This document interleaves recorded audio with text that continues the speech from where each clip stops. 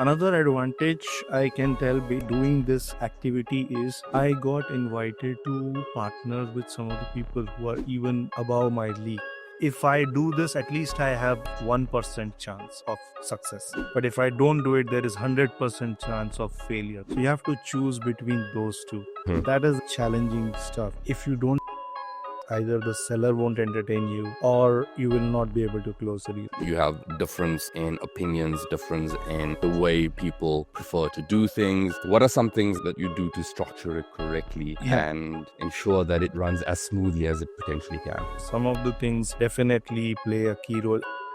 That is non-negotiable for sure, because you are dealing with investors, so that is the primary thing. Second is the knowledge of if you are not, that will not go well with the investor. So understanding those key things when you are having an investor meeting, that helped me a lot. One thing that I used to do is be very proactive with, and then of course when you give them good interest, they want to do more business with you because now they can trust you. Before that, I will give you another bonus tip, because I work in the corporate, right? I always try to learn and map things. One thing to your viewers I'll say is,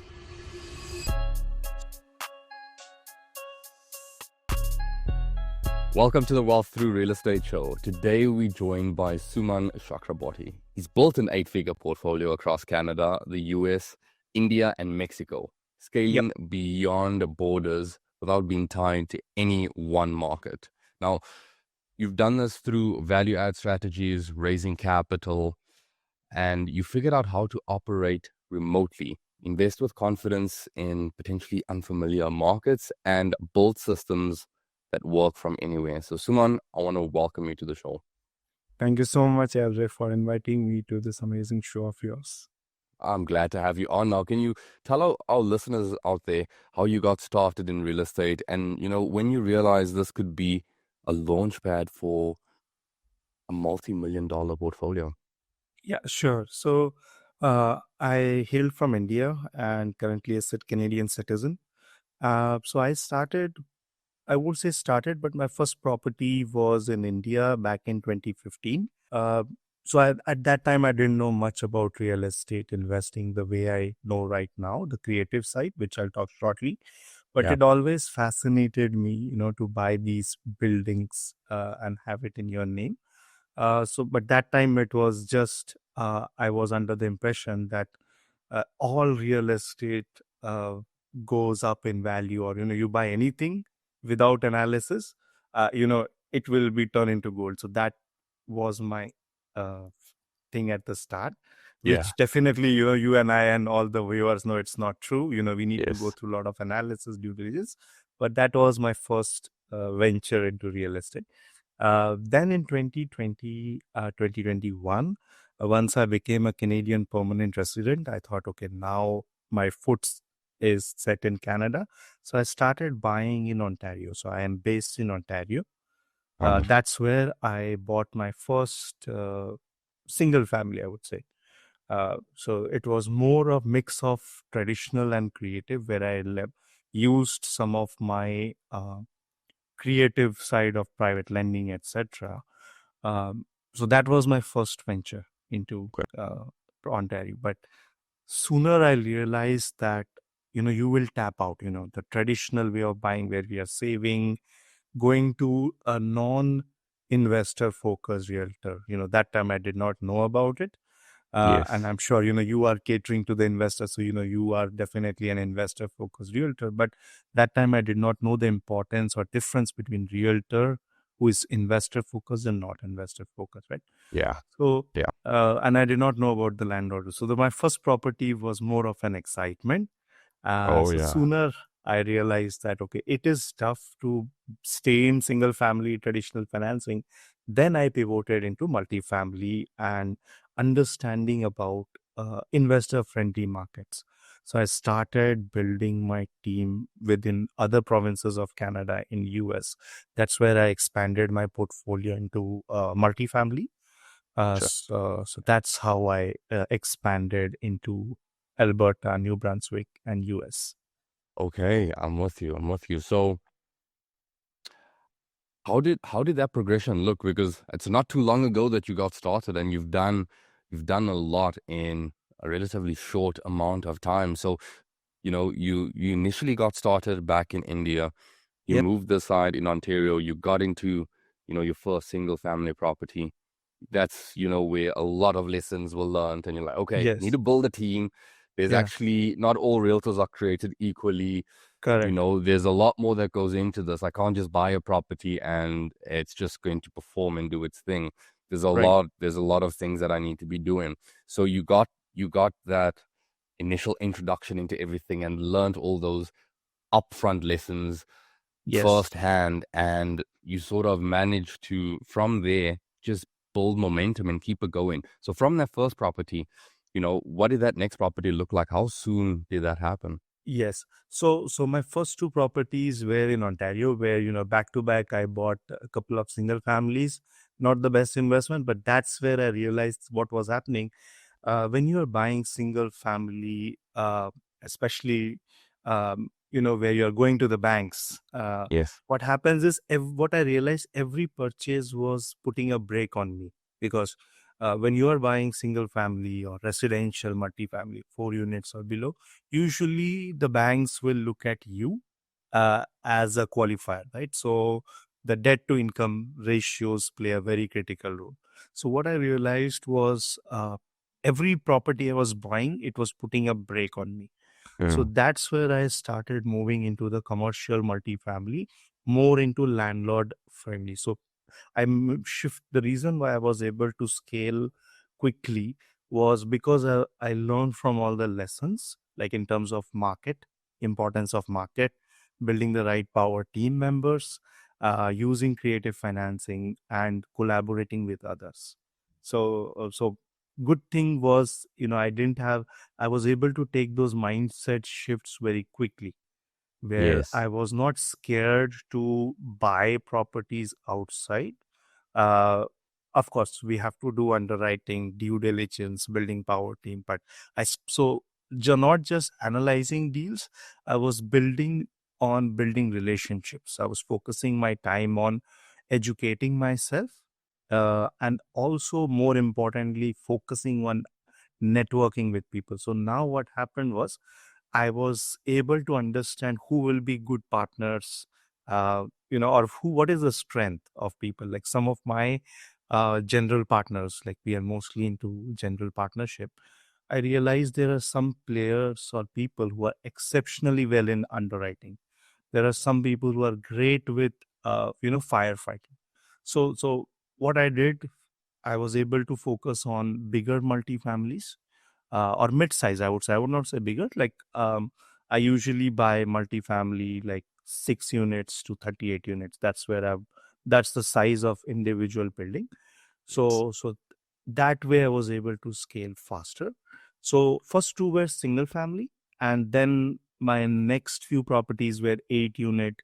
Then there were a couple of 38 unit buildings in Ohio, where I partnered with my US general partner, who played a very pivotal role. So that's how I was able to transition to commercial multifamily and into bigger units, to use the number of units to my advantage. Got it. Yeah. No, that makes a ton of sense. And there's a lot that you mentioned there, from internally, the mindset, because that's where it all begins, right? Is the mindset. Well, you're learning from your lessons, and you're making sure that you have that growth mindset. You're not limiting yourself mentally and holding yourself back. But Yeah. then you couple that with some external actions. And I was actually going to ask you, what were some key things that you felt that you did externally beyond the mindset Yeah. that got you to where you are now? And I mean, you mentioned some of them already, right? Yeah. So of course, yes, you were running the numbers and analyzing deals, but you were getting out there, you were networking with people, you were also analyzing key strengths of different individuals so that you Right. could put together team members that complement each other as well, so that Right. you guys make for a good power team. Right. Now I'm curious though, because you mentioned managing partners.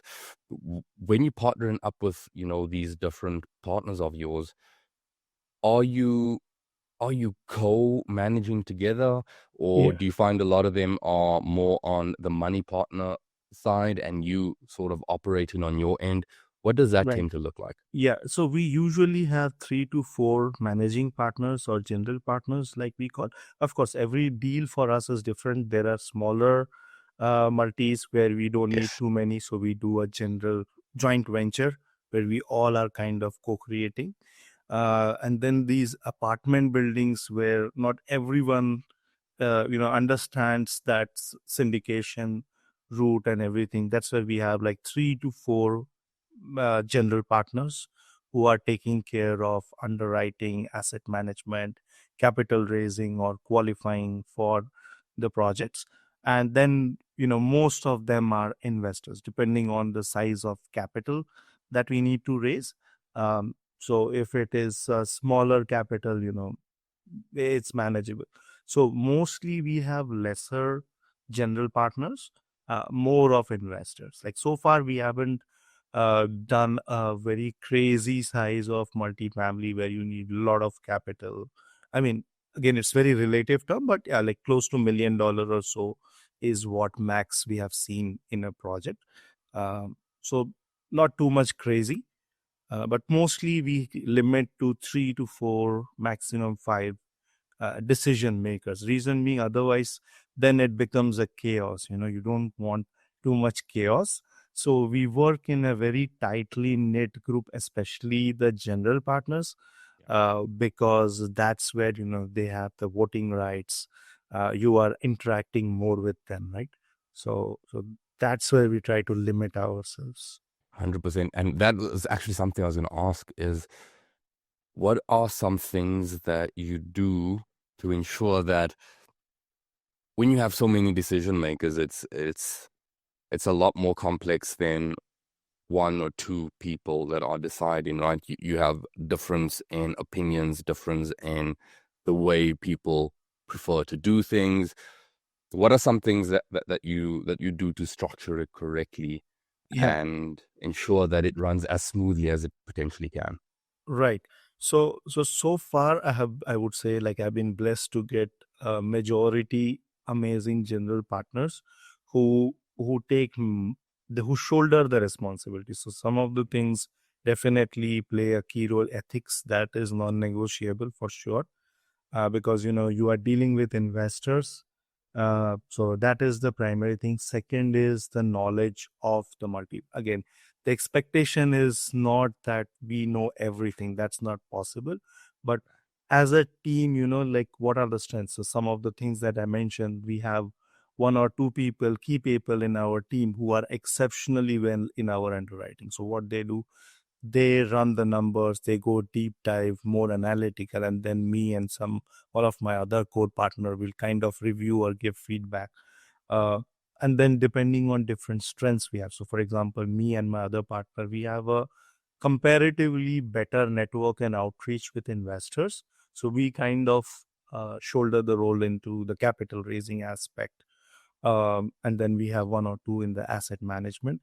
So mostly how we can blend the skills together to make sure the project is successful. Of course, the ethics is non-negotiable, as I said. And Yeah. then the third thing is respecting each other's opinion. There are the way times when we as partners have different opinion, but at the end we take the decision which benefits the project, which benefits the investor. So we make sure that it doesn't matter whose opinion or idea wins, but it should benefit the project more, so that there is no uh, second opinion or second discussion about it. So that's how we try to tackle. And as I said, we don't partner with everyone in the managing side of it, because that's very sensitive area, and it's like holding the ship together. So we are 100%. very selective with the managing partners in the project. Okay. Yeah. Okay. Got it. Yeah. There's a lot that you mentioned there. So you guys have your own specific roles, but at the end of the day, it's what's going to be the best route forward. removing ego out of it in terms of, whose opinion it is, whose suggestion it is. It's just what's going to be best for the team. You have specific non-negotiables, which I think is important for any sort of partnership, right? Like you mentioned, ethics. I think there has to be some form of alignment where you could see that this person is a good fit, and has the same goals for what you guys have in mind for each project.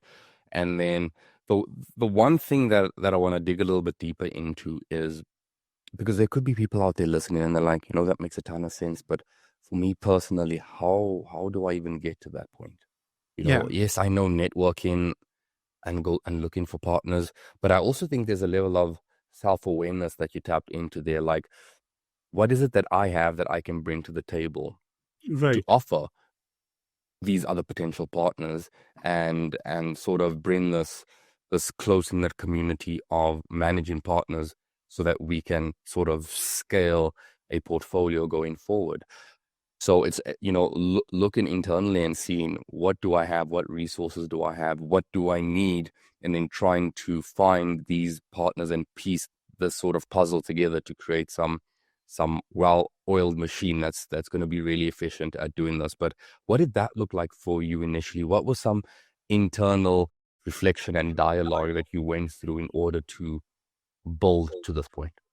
Yeah, and I think when I started, right, like fortunately, I did not have that limiting belief, which I know many people have. Is when I was starting out, what can I give? Like first Hmm. thing which I can recommend to new people is don't have that limiting belief, because I tell people real estate is not something unique. Like where people think that it needs, like they think they are at zero, but life has given you so much experiences once you start digging deep. Like for example, I come from banking background, technology background, financial risk management, right?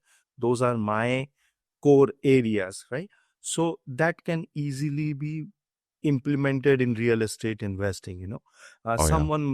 Some of our people whom I know, they have very strong construction management, or they have good connections to realtors like you, or deal flows, or you know so once you start looking deep inside you and not look real estate as something different or outside this world, you will start seeing that you have a lot of value to offer. That's first one, right? Find out what are the strengths you already have. So what I tell people is, look at your journey holistically in terms of your experiences, your strength areas, interest areas.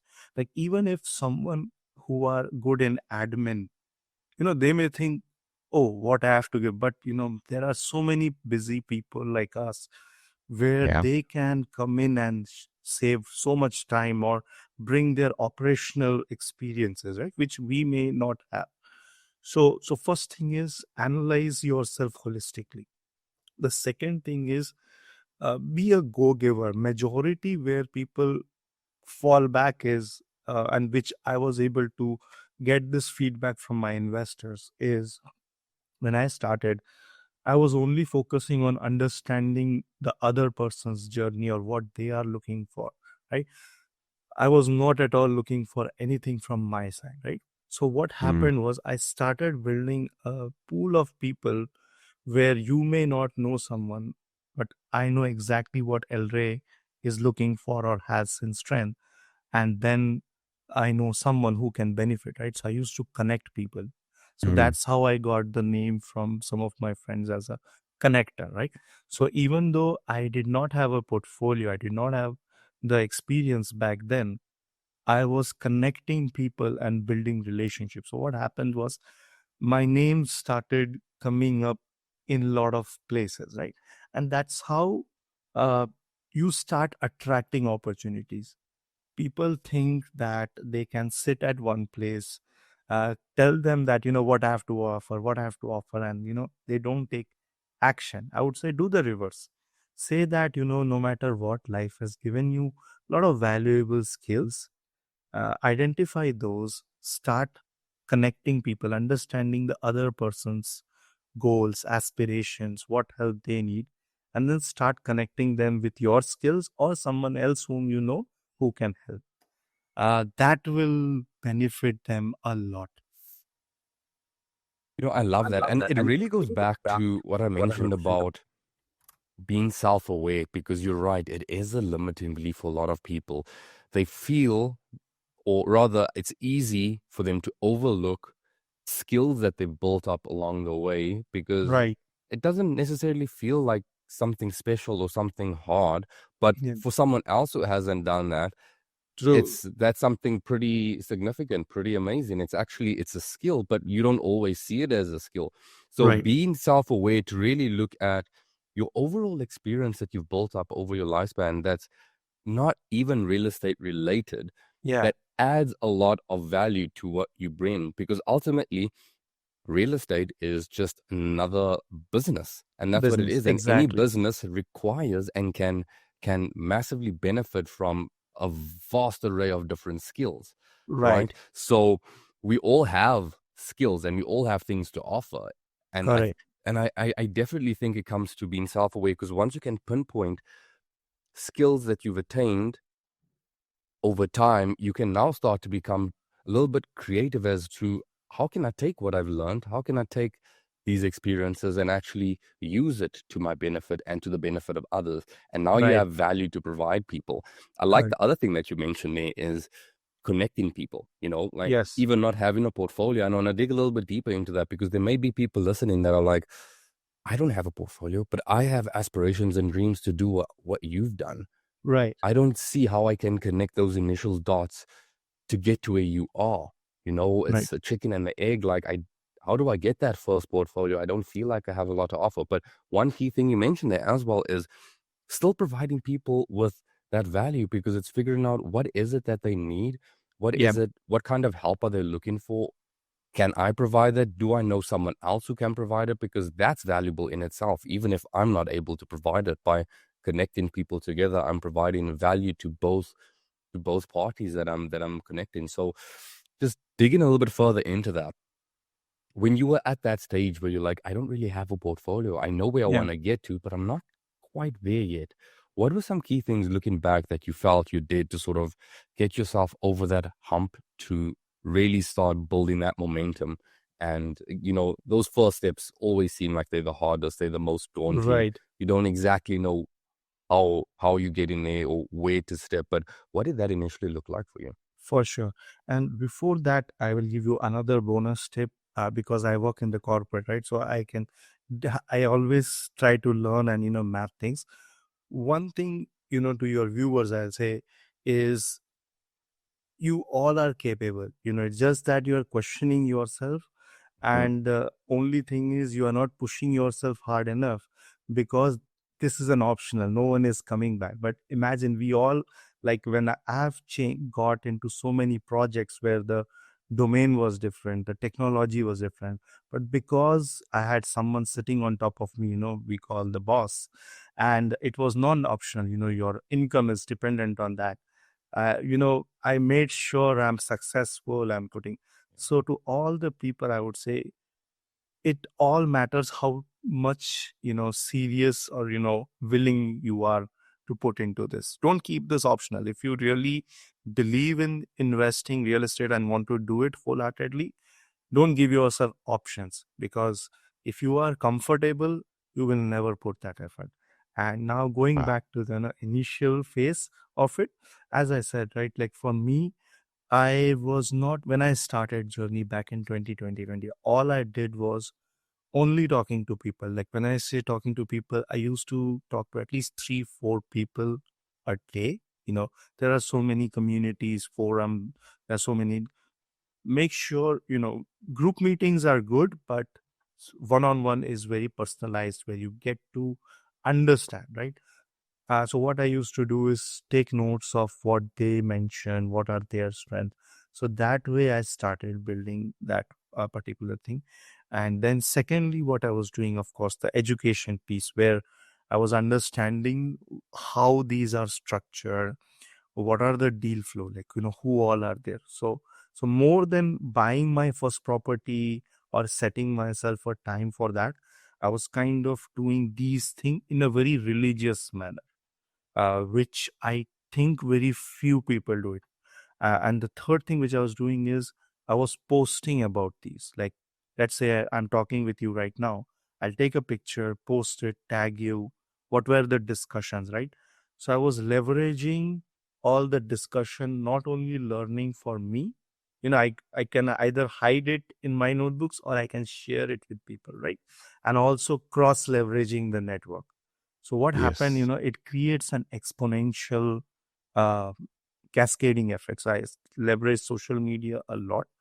Uh, that's how the opportunity started coming. So rather than focusing on, I want to buy my first deal, think of how you can do your groundwork so powerfully where, it's an exponential effect. A very simple example as I can talk to you for 15 minutes. Now I know a better thing about what you are looking for, right? I will take a picture, I will tag you. So, I'm kind of cross leveraging each other's network.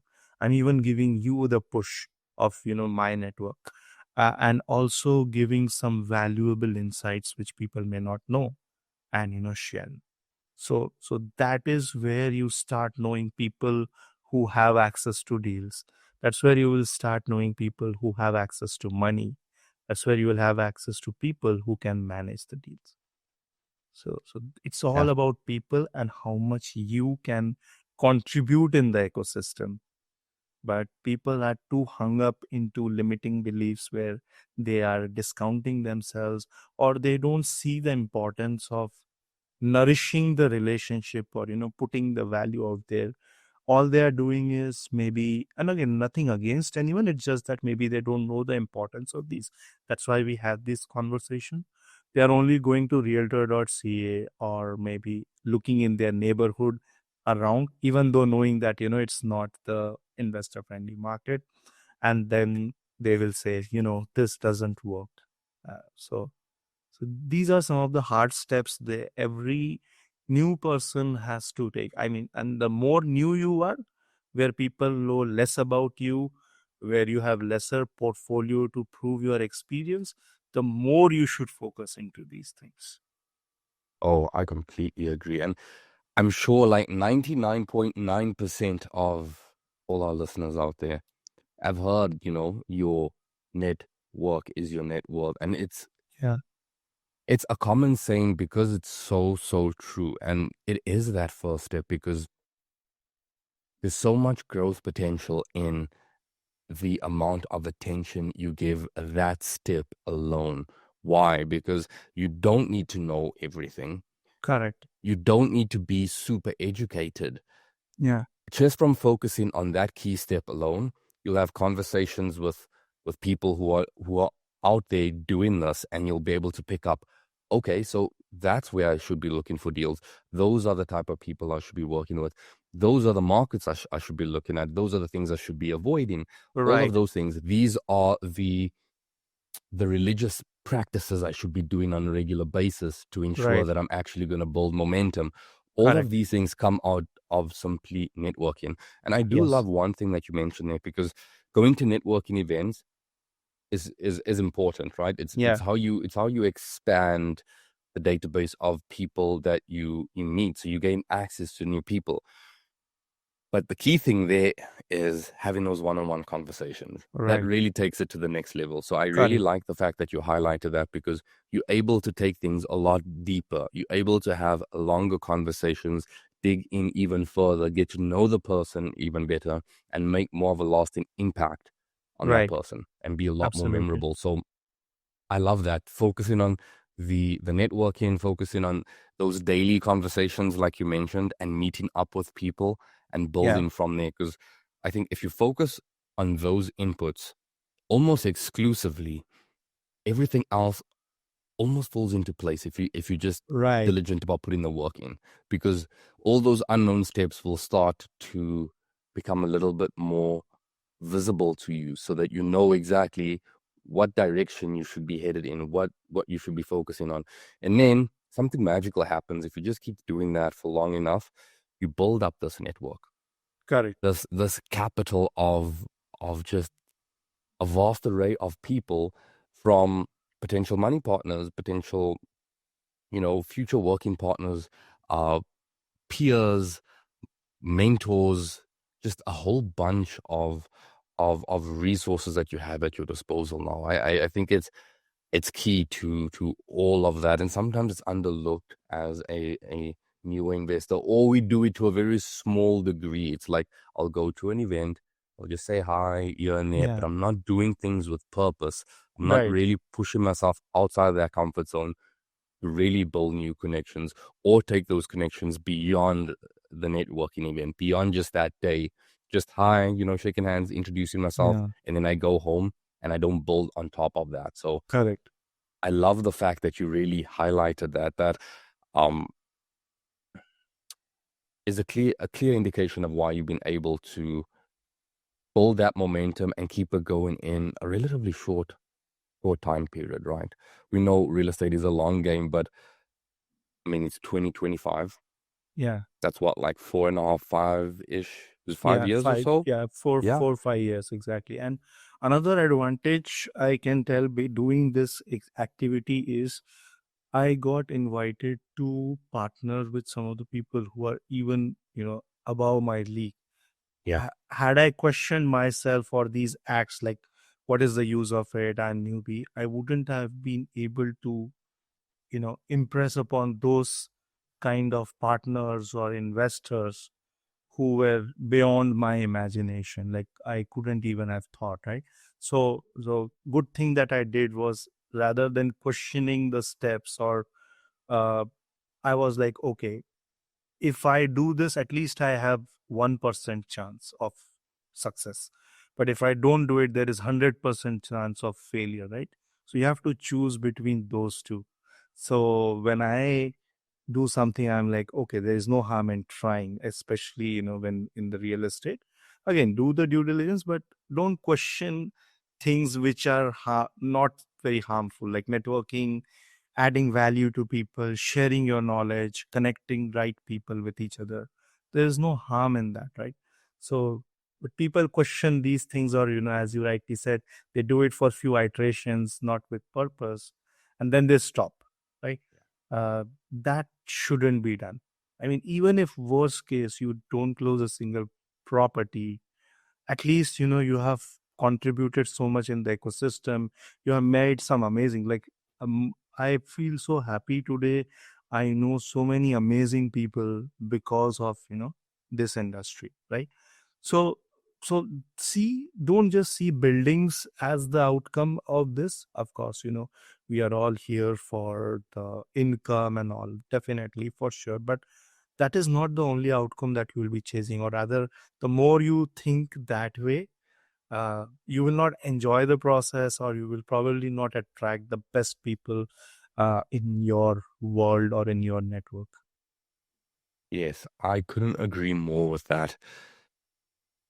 I truly, truly find, like, the more my network expands, that the ultra successful, ultra sophisticated investors have a single key focus, and that key focus is on relationships. They True. are investing heavily into relationships, True. and they're not just simply deal focused. Yeah. Yes, deals are important, but it's not the primary focus for them. It's Correct. building Correct. key relationships and Yeah. putting effort and energy into those key Right. relationships. They they're not just a tit for tat, like, I'll do this if you do that. It's Right. not about that. No. They more than happy to put time, energy, effort into building and fostering these relationships, and it pays dividends in the long haul. It's Absolutely. the smartest play, in my opinion, to go for, Right. is just put in as much as you can into all of these relationships, because Right. it comes back directly, indirectly, somehow. It benefits you way more in the long run, Yeah. focusing on that. Now, I do love, how much you've highlighted all of these. I'm thinking, what about certain people who maybe they've been doing that? They've been networking, they've been building relationships, but there could be something else that's holding them back, where they haven't been able to take that next step into going beyond that. Yeah. And again, maybe it comes back to them not being self-aware of what they value they have to add. Right. Maybe they just not putting themselves out there enough in terms of this is what I can bring to the table, potentially looking for those partnerships, Yeah. just networking for the sake of networking. What are some things that you think could be potentially holding people back that are at that phase in between? I've put myself out there, I've met people, I've shook hands, I've gotten to know people, but I haven't really moved into building my portfolio. Right. I think few when I'm talking to person, I'm seeing which stage they are stuck in. So that's where that uh, one-on-one conversation with them is very important. So first I try to gauge what they have tried so far. So some of the people, uh, they or listen to some podcast or training, like that's where they stop. So what I recommend to them, like at least choose one community minimum to start with, analyze.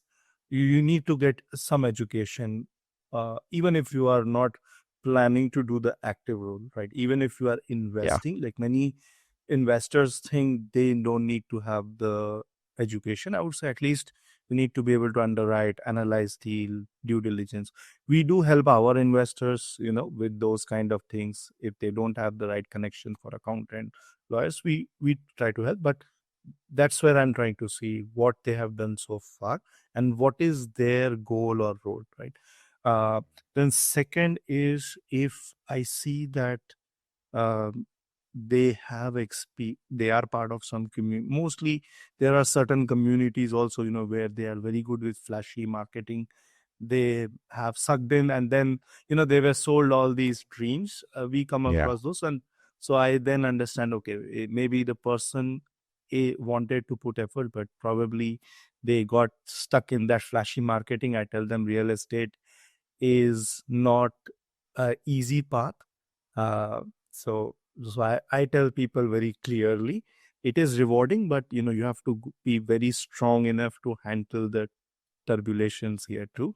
Uh, so so if they have not invested in any community, I recommend them, go into at least one good community, and I can give them some guidance. If they have been a part of community and still stuck, I'll try to understand, is it because they are not doing something, or there's some community issues. uh, After that also, if they are stuck, then I will, it happens because real estate transaction is scary. What I will recommend them is, try to do a small partnership or do a small invest, like get comfortable with the transaction in the real estate. If you are scared Hmm. to do 5,000, 10,000 transactions, real estate will be tough for you because there are so many things, right? So depend they can kind of partner with people, and again, you don't have to do a lot. Many people don't know, for example, they can use their registered funds also into real estate and all those, right? So we give them some kind of creative ways of getting into the transactions, or we try to analyze what are their skill set, we bring in them. So I would say, if you are frozen even till this stage where you are hungry, you are ready to put the efforts, or you're putting efforts but you are still frozen, most likely it is because you are fearful doing it alone at the start, or maybe you are not fully clear of all the process. That is the time you can kind of collaborate. Advantage being is, I don't see the reward first. I'm always looking at how can I mitigate the risk, right? So Hmm. some of the ways is to because why I like collaborations is, one is I can look at bigger apartments. I don't think any big players in the multifamily space, they are buying apartments 100% on their own. Like, they have their funds, they have investor. So we should always learn from such people if you are going in that path. So I tell people, try to be comfortable being in partnership. uh, Either, we have seen combination where I'm guiding people, 3 4 new people, they bonded with each other, they bought a joint venture. Some people had some capital, they said, okay, we would like to come in as an investor. That way They see everything that is happening. They're getting the experience, building their portfolio, but they don't have to take the ship throughout. So my recommendation will be, if you are stuck, either try to do a small pilot project, maybe a 2 unit, 3 unit property or a 6 unit property, or maybe do some kind of joint venture or collaborate with people who have some experience in the multifamily or whatever way, but you need to have that one-on-one conversation to understand, and then give the right recommendation. 100%. Yeah. No, I, I fully agree with that. It's one of the easiest ways to reduce your barrier of entry into getting into investing is just partnership. It Exactly. shares the risk, it shares the reward, it decreases the risk if you're partnering up with someone who has some experience or complementary skills. Right. And it allows you to get in with a little bit more confidence if you don't have enough confidence to move yourself. So yeah, no, I couldn't agree more. I definitely think, and again, it depends. It depends where that sticking point is for you, because I love the fact that you highlighted that it's not the same for everybody. Right. That sticking point could be just maybe indecision. You just have too much information. So Right. narrowing it down, picking a market, picking an investment strategy, narrowing down specific criteria for what type of property you're looking to get into. Now you sort of know the requirements. Now you can narrow down on the micro level, maybe locations, Yeah. tenant profiles, whatever it is you're looking for. But then you can get a little bit deeper, get a little bit more clarity so that you can actually start taking those next steps. Right. Exactly. And Now, they yeah, need to sorry, they need to step out of their comfort zone for sure. Like, real estate is not for the weak hearts for sure. yeah, So if you are scared, find out solutions, find out people. But that is the only way I have seen real estate work. Like, I don't think there is an easy path to anything great in life, including real estate investing. So there there is a shorter path to success, but there is no shortcut to success. So that's what I tell people. 100%. And I think if anyone's advertising a shortcut to success, if anyone's advertising something's easy, Right. then you got to question if that should be the people to be following, because most of the time it's not the case. Not the Sometimes we case. see it Exactly. as luck and easy from the outside, but you don't see the hardships that lead up to that overnight success. Right. You don't see all of the work being put in. So Right. for the most part, is they trying to sell you something if they're saying it's easy. And you're right. There's You also have to be cautious when you're choosing where you're getting your coaching and your mentorship Yes. from, because there's Exactly. people that are good at their craft and this is where they're making majority of their money. And then Right. there's people that are good at marketing and Marketing. hyping up and, you know, um, again, it's marketing, just attracting people and making them feel good. And then you join in and you don't really get what you were looking for. But that's how they're Exactly. making more of their money, really. Exactly. So, but I feel like, again, easy solution to that. Just go back to the networking. You network with enough people, you have enough conversations, you can kind of reduce the odds of you just falling into the wrong coaching program by speaking to people, Right. seeing what other people recommend, seeing other people's experiences, and that can already help you navigate potential landmines.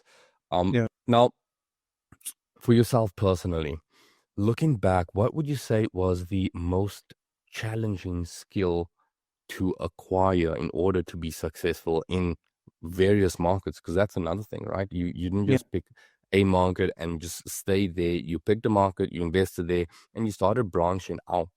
Yeah. What was that skill? Probably the most challenging skill that you'd say I you would had to say the acquire. most challenging skill will be, or for me, I think this is in general, will be the capital raising. Hmm. That is the challenging stuff, because when Yeah. you are dealing with transactions, right? Uh, Getting the capital, like, you can get the deal, run the numbers, but if you don't have the funds, there are high chances either the seller won't entertain you or you will not be able to close the deal, right? So capital raising will be the toughest Yeah. thing, in my opinion. There is no shortage of capital for sure, but uh, does that mean everyone will hand over the capital to you? That's not the case, right? So capital raising in the, like, you will hear a lot of saying where, they say there's so much capital out there, there's so much capital out there. That's true, but that doesn't mean it's going to be handed over to you, right? So that is the skill which I would tell, uh, even if you are not into capital raising, that will be the biggest hurdle in your acquisition or closing or funds, right? So that is the skill which um, helped me a lot. Like, that is something I trained myself in terms of networking, presenting to investors. What are the capital raising rules? I see a lot of rules being broken online on Hmm. social Yeah. media. Like, use social media to educate people. Even if you are new, share your journey, what you are learning, what did you learn today, whom did you meet. But I see so many people, without following the right rules, they are, you know raising money.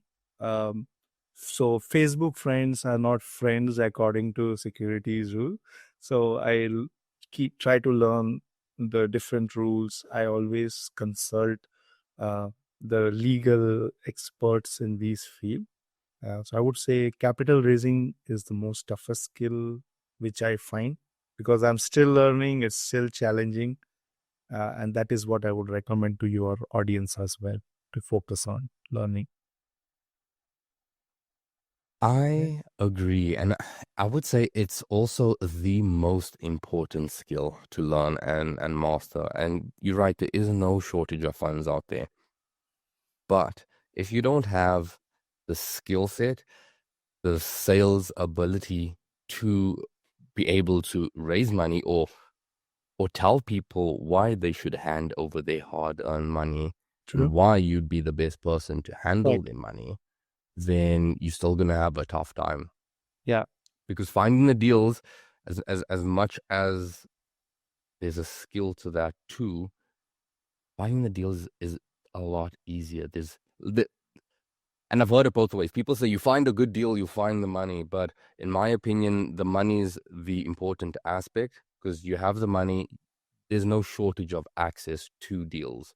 Right. If you can show, if you, on the commercial side, if you could show brokers, hey, I have the funds, I Yeah. have the ability to buy, they'll find you a deal. They'll get you Correct. the deal. You know what I mean? Exactly. So that's not the issue or that's not necessarily the most important skill to build.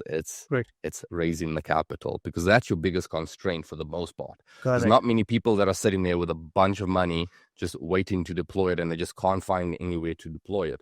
It's Right. usually the other way around. Exactly. So what are some things that you've found that have helped you sort of develop that skill? Because it's a ever building skill. Like it's something that we always refining, right? Exactly. And I mean, some of it comes with just repetition and exposure, but Yeah. there's also a component that comes with being purposeful in applying Right. changes or skills or tweaks to how you say things, what you say, what not to say, what to do, how you present yourself, all of those things. It's a huge topic on its own where you could Yes. literally have an entire episode and not even scratch the surface. But Correct. on just overview, what are some key things that you look back on? And I mean, you said you're still refining it, which Yeah. is just the honest answer because you'll always be refining it. But what True. are some key things that you've seen that have been big needle movers for you where you're like, you know what, doing this or focusing on this has really helped me develop that skill? Yeah. And I'll give you some surprising answers which I got from my investors, because I'm also learning, what it moves the needle for them to invest with me. Plus, I'll also share things from my side too. Uh, so few things that helped me the most was, one, they said, so I leverage social media a lot to share the things. As I said, Yeah. right, many people don't do that. Now I'm still seeing, because I've been pushing a lot of my known people to do, so I'm seeing they do a great job with that. But I would say, even if you are new, share what you are learning. If you are going to an event, help the organizer promote their things, right? So one feedback or couple of investors, they told me they liked the energy that I was putting into the real estate or thing, right? Like, because different investors, have their own experience levels or criteria also, right? There is no set criteria, like, every investor is looking for a rate of return of 10%, 50%. Like, there are some people who genuinely connect with you, they trust you. So yesterday, for example, I got a call from my investor. She sold some property, and now she's looking to invest around 40,000, 50,000 more, because and she only will invest with me and my another general partner because she trusts us, right? So first is the energy that helped me a lot. And again, I'm just sharing what has helped me. I Yeah. leverage social media a lot to educate people, to inform people, to connect. That played a very key role. Um, then the core things of capital raising, like what I understood, what are the investor questions, like what are the different objections that they have, like, why this project, what is unique about this project, what is the exit strategy, right? So as when you are raising capital, if you are not excited about the project, if you are not confident in the project, or if you don't know what is the exit strategy, what are the metrics, that will not go well with the investor. So understanding those key things when you are having an investor meeting, that helped me a lot. Then at least have some form of investor presentation, even if it's a one page where you run them down through a summary. That is very important. Then knowing the rules, capital raising, as I said, it's a very sensitive field. So you need to be at least aware of the main exemptions, like family, friends, accredited investor. There are certain exemptions. Then working with the right lawyers. And that's why I had built my power team where I have securities lawyer, real estate lawyers, accountants who will guide me through those. So these are the things that really helped me. And investors do watch you on your social media, like, depending, the one of my investor from British Columbia, he said me that he monitored me for 1 year, what I was doing and everything before he did, and now he always has around at least 100,000 or more ready for me whenever I need. So every investor has different criteria.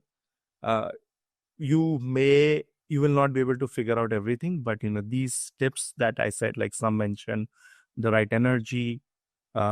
Someone was watching me for 1 year before they invested their first dollar with me. A lot of things will be coming up, but these things help me a lot. One more thing, if I can share, is communication. Like, when people think communication, they always think of sophisticated CRM portal and all, which is great. But one thing that I used to do is I used to message my investors whenever I'm doing any transfer or anything. So if you have some important updates, keep a touch. So that way they know, you have not run away with their funds, or Yes. at least you are in touch. Be very proactive with the communication and everything.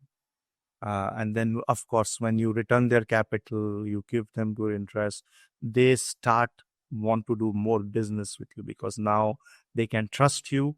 You have done a repeat business with them, and now they want to continue that relationship with Oh, 100%. Yeah, there's a lot that you mentioned there, you know, that I'm hoping people are really listening to and taking away there, because firstly, you kind of need to know the rules around raising capital, you. because Yeah, you don't wanna end up with some, chrome bracelets, and yeah, let that be the end of you for your journey. But sure, so you wanna stay on the right side of the law. Don't dip into the gray area there. correct, And easy way to do this is, again, leverage your power team. It's really not that hard to put together a power team, and it true. can evolve over time. But don't try and do this all on your own. Mm. have people who are experts in their field. Make sure they investor focused, and they work with other clients Right. just like yourself, or Correct. maybe even on a higher level. But so that's one thing. And then the other thing is, people won't invest with someone that they don't trust. That's the Correct. first thing. So Yeah. social media is a powerful tool to build trust at scale. So Correct. yes, I love the fact that you highlighted that, because you don't know when you're putting yourself out there Yeah. how many people are just in the background Right. watching you. And Oh, over time, you build that level of trust. And I found this personally, it drastically reduces the amount of sales resistance you get from anybody when they've seen you many times on social correct. media. Why? Because they already feel like they know you, right? Exactly. You've been a little bit vulnerable, a little bit open, and they've seen this time and time again. And now when they meet you, it might even be the first time you've seen them, Yes. Correct. and I do get that, when I go to networking events, because maybe I haven't seen them, but they've heard me so many times on my podcast or seen other things on social media. So then they greet you and they feel as if they already know you. So for anybody out there, it's it's a tool that you can't ignore. Like, it has so many perks to it. You kind of just have to be open and vulnerable and purposeful of just putting yourself out there. Exactly. So I love that one. That, build that trust. Know exactly how and who and like where you need to be on the right side of the law when you're Yeah. trying to raise that attract capital and money. Yeah. And then on the other side, you want to build trust and want to build a little bit of a real estate track record, even if you haven't done much, Yeah. but just whatever you are doing, so people can see that you're Correct. in real estate. Firstly, um, I like that. And then one other thing you mentioned was understanding. And you didn't even mention, or you didn't even say this, so I don't want to put words in your mouth there, but I think even adding to that is, and then preparing for common objections and questions that they have. And I'm Yeah. sure you probably do that though, but you mentioned that is understanding the objections and the questions that they're going to have. So if you can understand this, and you could even mentally prepare for those things, so that you could answer those questions, you could answer those concerns. You're not just, you know, blindsided by them, I feel like you could do a better job at presenting it. Another thing you mentioned, and again, I'm just reiterating all of this in case people are missing them, because they're all fantastic points, Yeah. is energy. Yeah. If you have no energy, people aren't really attracted to you. Yeah. Correct. People are attracted to energy. And I mean, I've heard this a few times, is money is the store of energy. Correct. So you trying to attract money, you got to bring the energy, right? Right. So I think it's also, and this episode has had me saying, a bunch of time old sayings, but we all know the saying that people do business with someone that they know, like, and trust, right? And Absolutely. it's true, Yeah. right? So social media, they can get to know you before you've Yeah. even met them. Yeah. Energy, that attracts likeness, that Exactly. attracts people to you. And then trust, right? Questions and objections, and finding out what it is that the money partners are looking for themselves, Right. finding out what concerns they have, and understanding and being just as excited for the project, like you mentioned. All Right. of those things will help build that trust. And then the final key point that you mentioned there was keeping them up to date with what's going on. Exactly. That just Communication. solidifies that trust. Like you Exactly. mentioned, okay, they haven't gone on vacation, taken my Yeah. money, and gone on True. vacation with it. They're True. actually doing what they said they're going to do. So Right. these are micro steps, and these are micro wins to reassure me that me putting my money out there was the right decision. So Exactly. no, I love that there's been a whole bunch of just golden nuggets sprinkled throughout this episode, Suman. Like, I really, really want to thank you for coming on and sharing. This has really been fun, and I know we can keep going, Yeah. but unfortunately we can't. So Yeah. for the listeners out there who are like, you know what, this guy has a lot of knowledge to impart, and a lot of good practical tips that I can put into place to help speed my journey along. Because it's not a get rich quick, but like you mentioned, you can get rich quick, or you could take the quicker path. right?